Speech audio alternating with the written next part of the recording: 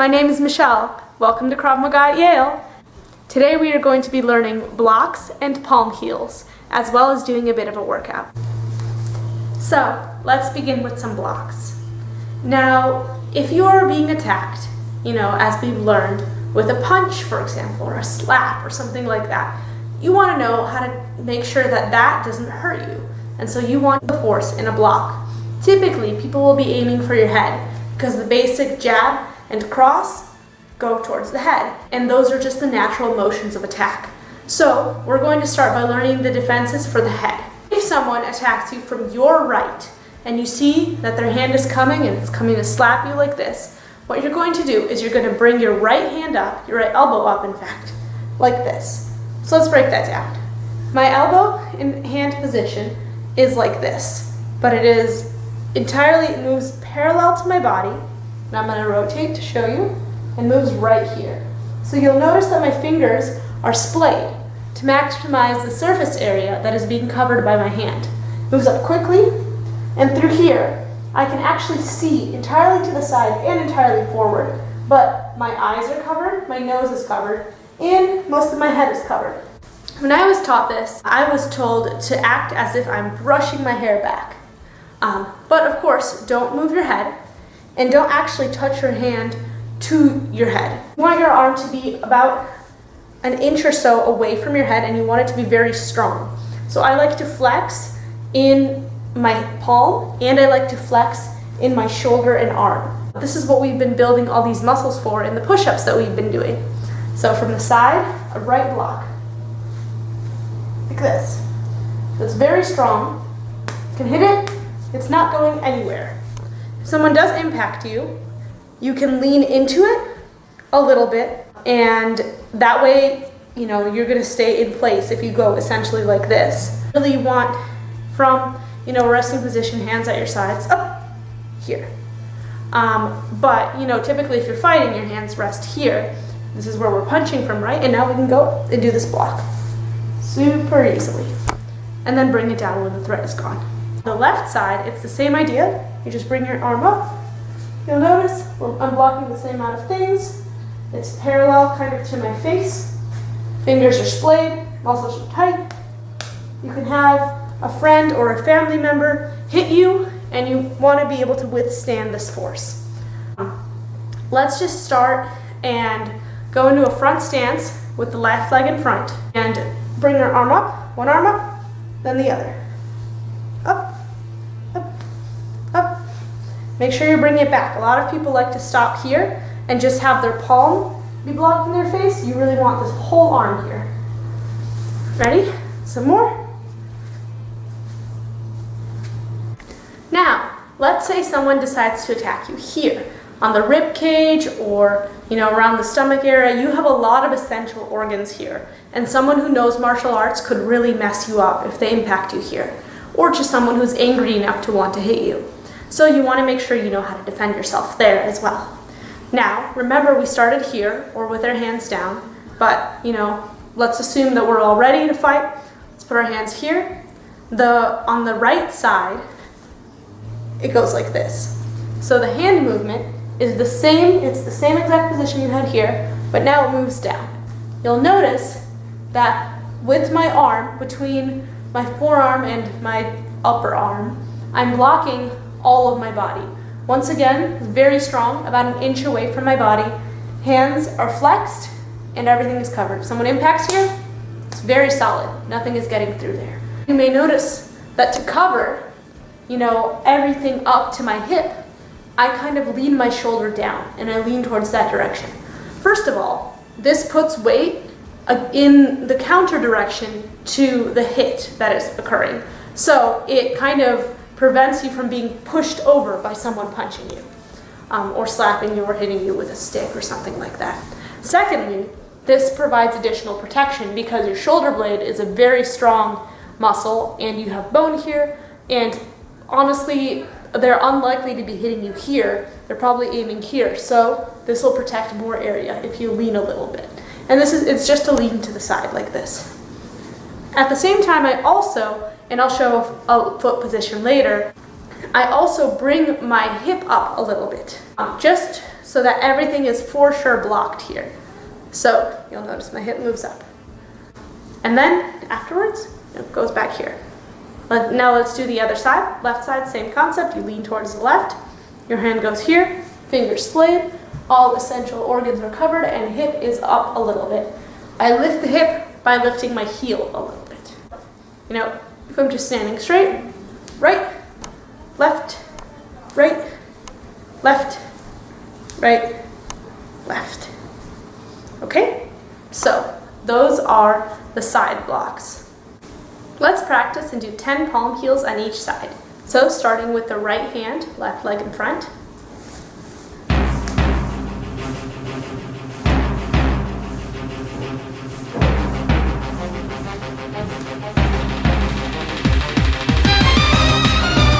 Switching arms and legs.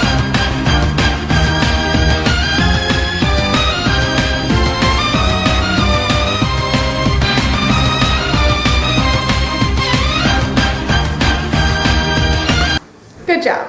Okay, so when blocking from above, it looks like this. There are several components here. First of all, let's focus on the hands. My hands are like this. They slap together, two palms right one on top of the other. There's no bending of the wrist, whether it's this way or this way. You do not grab like this. First of all, if you just kind of flex your hands, you'll notice that this is a very strong position. It's like a clap, but kind of backwards. Secondly, it covers a lot of surface area, especially if you go like this with your thumbs out. I recommend you keep your fingers together just to increase strength. And I usually put my right hand on top just because I am a righty, but it doesn't make much of a difference here. So you're kind of coming from here, our assumed starting position for blocks, and you bring your hands here. Now, the next part is the width of the elbows. Do you want to be like this? Do you want to be like this? Now, your instinct may be, if you want to protect yourself as much as possible, to put your hands together and to hide, which is a good sentiment, but if you can't see your attacker, it's absolutely useless, because then, if you're here, you don't know where they're coming, they could suddenly hit you on the side of the head and you're fully exposed. So, you want to leave a little bit of a gap in order to be able to see. However, you don't want to leave too much of a gap, because this also protects nothing. The width of your elbows here will just mean that if impacted, you're just going to slap yourself on the head. So I would say that this is about a good distance. I believe this is about 8 inches, but it depends. For me, it's like shoulders pointing forward, like shoulder distance. And as you're doing this, you lean one hand against the other, and you lean forward. You're going to hit back in a way. So as you see an impact coming from above, you lean into it and you catch it there. The back of your palm, I mean, there's a reason we don't use it much. It's not very sensitive. So if it's impacted there, you're not going to be in as much pain as if it was the front of your palm, because if you're impacted, you go like this and you're impacted with the front of your palm, naturally you're going to bend your fingers around it and you're going to collapse. So you really want it to be the outside of your palm. So you go here. You'll hear that really loud snap as I clap my hands together. That's just to show the amount of force you really need here. You are leaning your full body weight into this. Now, if we were back on campus, what I would do is have everyone stand in a front stance, and once again, I'll go over the legs after this, and I would hit them like this from above and have them hold this. Then I would hit and lean my entire body weight on them. And actually, if you have a good stance, and if you have a good blocking position here, you should be able to hold, an entire person's body weight through this position. It's a very, very strong position, especially if you have a really solid front stance to keep you in place. And from here, once you've blocked a hit, an attacker's like already really in your face. They're like leaning here. So this is a great place to implement, for example, the knees that we learned before, because their groin is going to be right at the perfect knee level. Or, once they're kind of out of there, you can do a really quick jab. Then they'll definitely stay out of your face. So just as a review, we have right, left, and above. Now that we've learned the right positions for both the hands and the feet, let's practice a few times. If you have a friend or a family member, you can ask them to help out here by hitting you. So friends and family, if you're going to be impacting a student, please don't actually hurt them. Start by going very slowly and start by going around. I like to imitate as if I'm holding a large object. Instead of slapping someone and kind of aiming for the face, I would slap and aim kind of around for the back of the ear. That way, the student knows to put their hand all the way back, because otherwise they're going to be slapped. You know, start off gentle, start off slow, and for the attacker, the movement is like this, like a big hug, then like this, then like a lower hug. Also, you want to hit kind of behind, and then from above, you can either use like a stick or rolled up yoga mat serves really well for this purpose, or just kind of, you know, like you're slam dunking a basketball, I think. I don't know, this is not that sport. Now, people that are blocking, let's get into a front stance and let's start.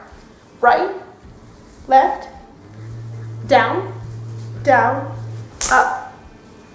And I'm sinking down just so you can see me within the frame, but depending on the height of your attacker, you might rise up actually a little bit. 1, 2, 3, 4, 5. Switch our stance. And 1, 2, 3, 4, 5. 1, 2, 3, 4, 5. Good job.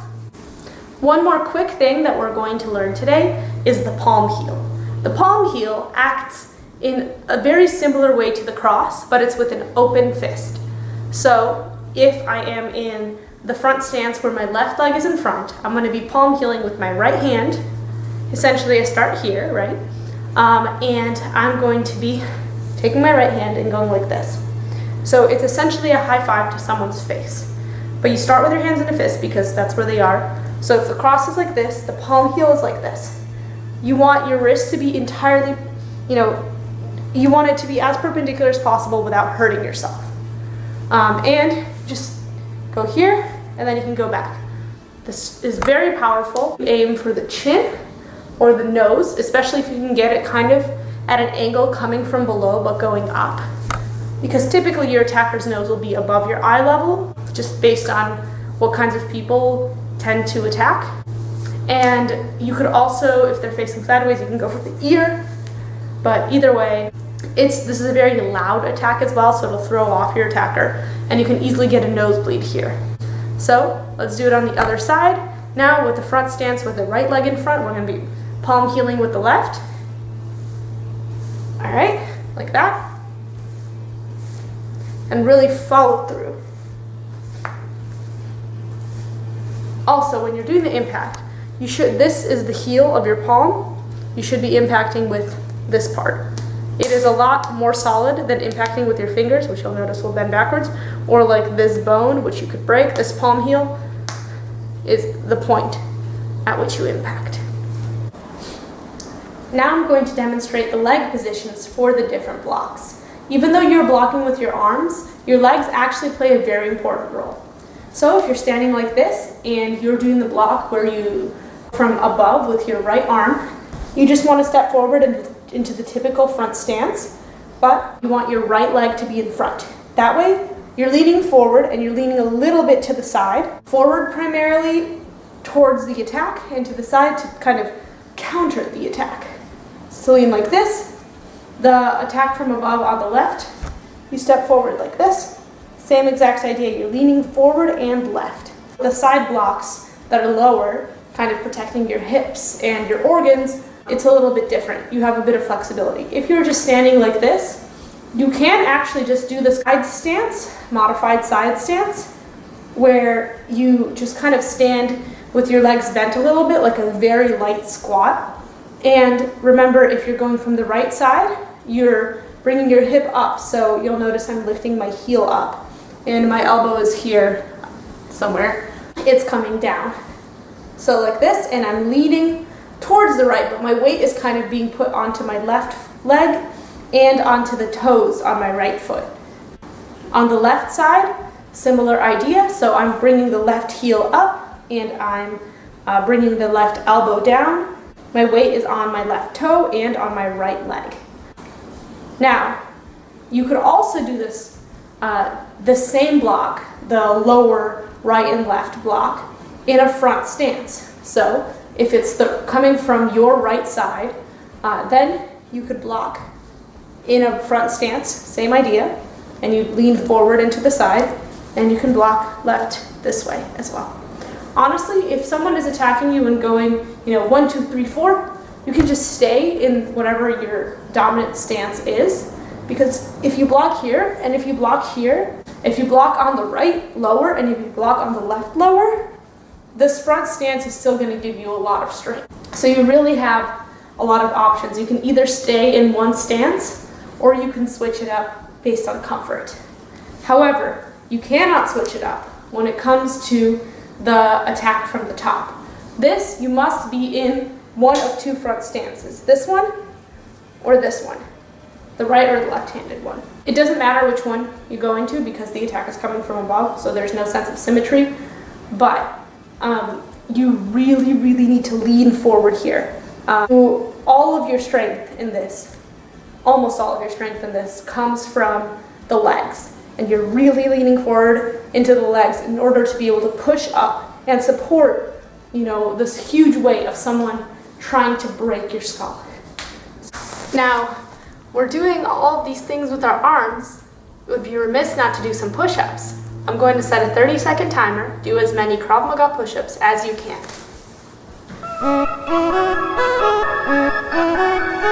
Let's go.